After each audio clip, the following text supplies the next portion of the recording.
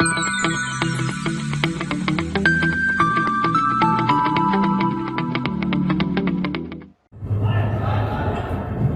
everyone, welcome to the video series lecture of the subject Thermodynamics.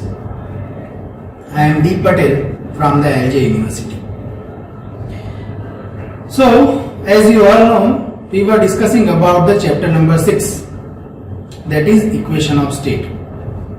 And in this chapter, we have already discussed about the combined gas law, STP, NTP and the non-flow processes.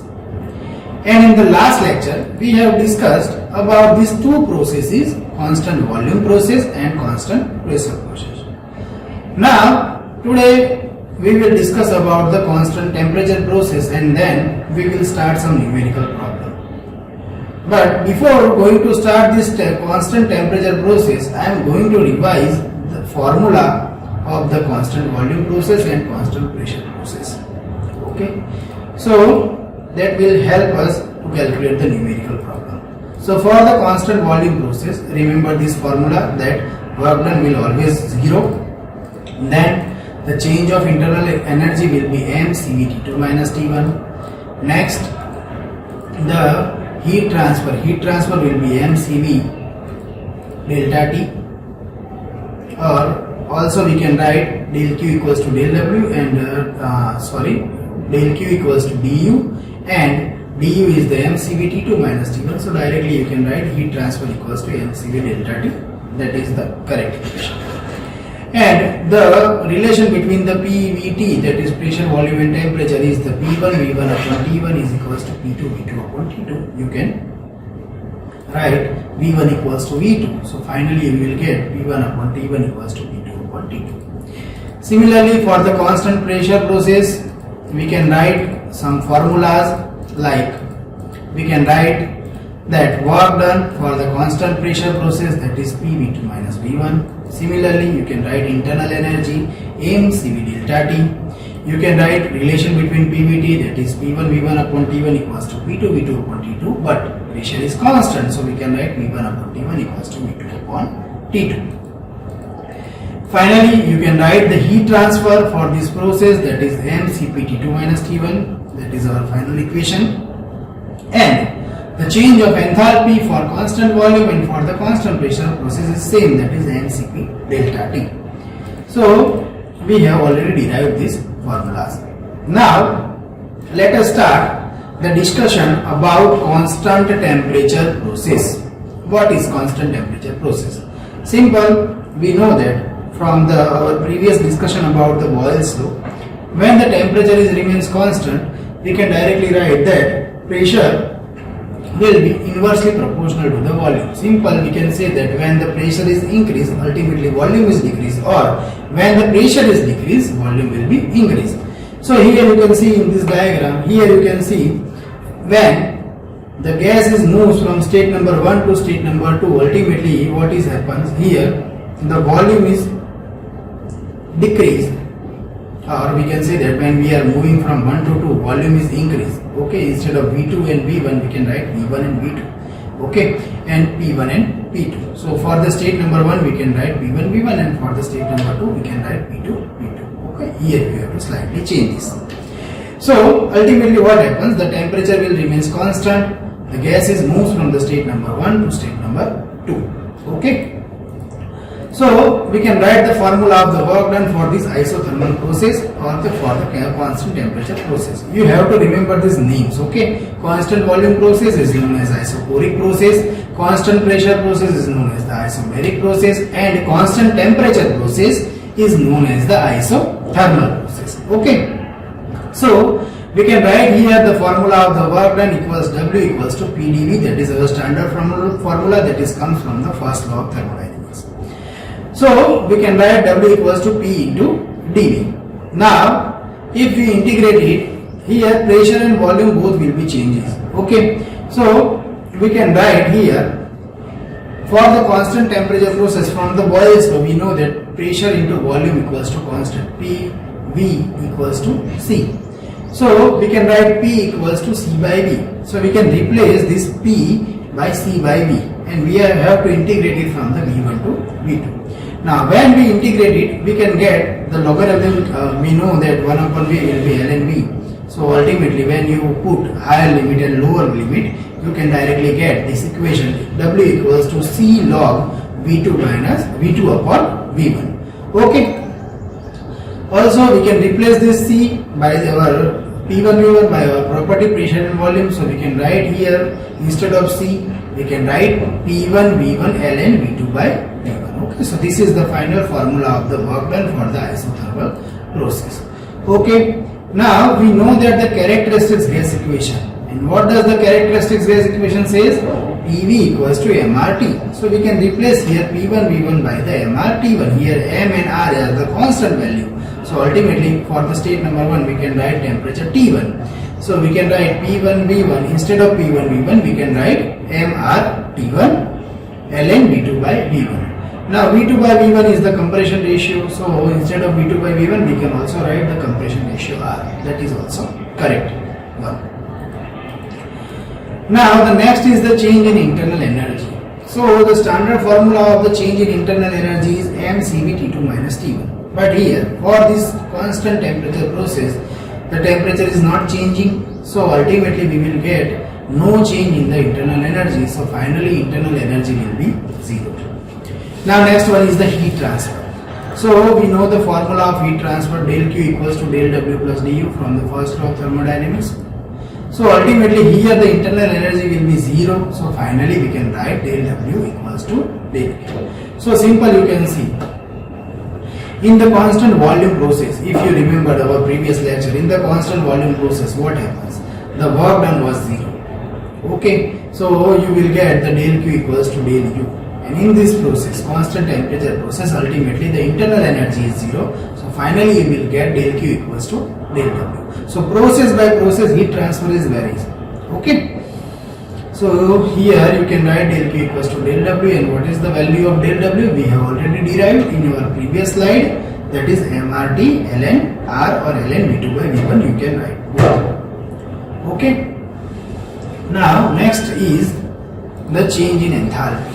So what is the change in enthalpy? Simple, for enthalpy change we can write mCp T2 minus T1, but for this process the temperature is remains constant. So ultimately we will get the change of enthalpy equals to 0. Okay. Now next is the relation between the pressure, volume and temperature. So what is the relation between these three properties? So pressure, volume and temperature, one property will remains constant. So here the temperature is remains constant. So we can write P1 V1 equals to P2 V2. Ultimately this equation comes from the Boyle's law. Okay, we already know that. Now based on this discussion we are going to start numerical problems. Okay, so example number 1, let us discuss the example number 1. Here what is given in the example? 5 kg of air is heated from initial volume of 0.5 meter cube. So here 0.5 meter cube is our initial volume. Now next, the volume is increased from this 0.5 meter cube to the 1.3 meter cube. Okay, so volume is increased from 0.5 to 1.3 meter cube. Now the pressure is remains constant for this process, that is 4 bar. Okay, this question is from the question bank. So what we have to determine? We have to determine heat supplied. Second, we have to find work done. And third, initial and final temperature of the air. Okay, so first of all, by seeing this example, you can understand this. Here we have to take constant pressure process, and we have to apply all the equations of the constant pressure process.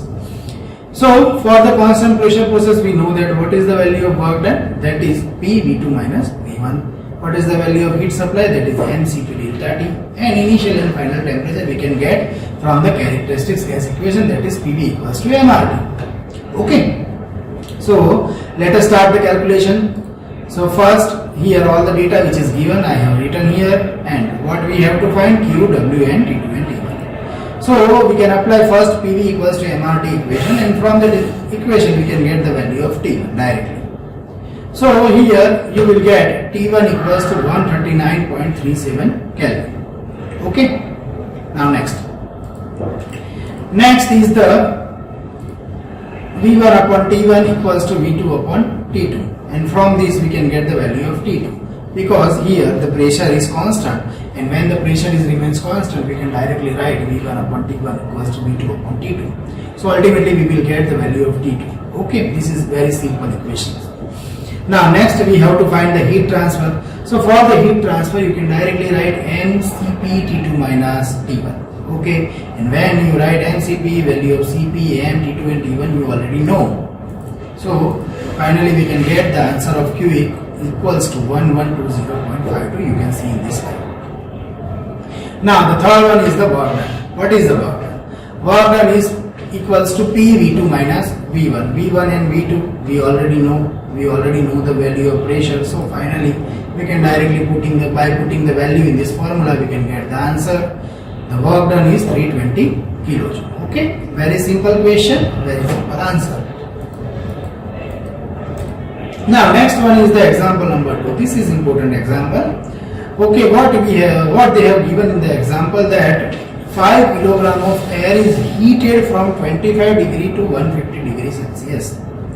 So ultimately you can see here the temperature of the air is rise and the amount of air is given, that is the 5 kilogram. If the amount of air is not given, then you can directly find it from our standard equation PV equals to mRT. But here the amount is already given, that is 5 kilogram.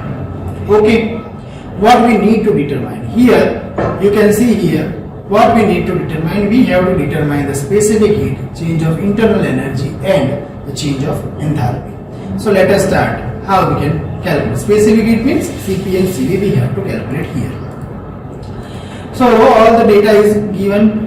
Now we know the standard relation between the Cp and Cv. Cp minus Cv equals to R, and we know the simple formula of the adiabatic gas constant, that is Cp by Cv equals to gamma. Okay, so by putting direct relation of the Cv with R and gamma, we can write Cv equals to R upon gamma minus 1, and finally you will get this answer. Okay, this we have already discussed how this equation is come. And Cp minus Cv equals to R, this already we have discussed, so we can write Cp equals to Cv plus R. So you will get the value of Cp is 1.005. This is the standard value, you can directly write also. Okay, next one is the change in internal energy. So the formula of change in internal energy we already know, mCv delta T, and delta T means T2 and T1, that is already given. We have to put it into the Kelvin. The degree Celsius is given, so we can convert it by adding 273. So finally you will get mCv T2 minus T1, value of m is 5, Cv is 0.7175, where that we have already calculated, and T2 and T1 we already know. So finally you will get the answer of the delta U, that is 448.43 kilojoule. Next one is the change in enthalpy, that is mCp T2 minus T1.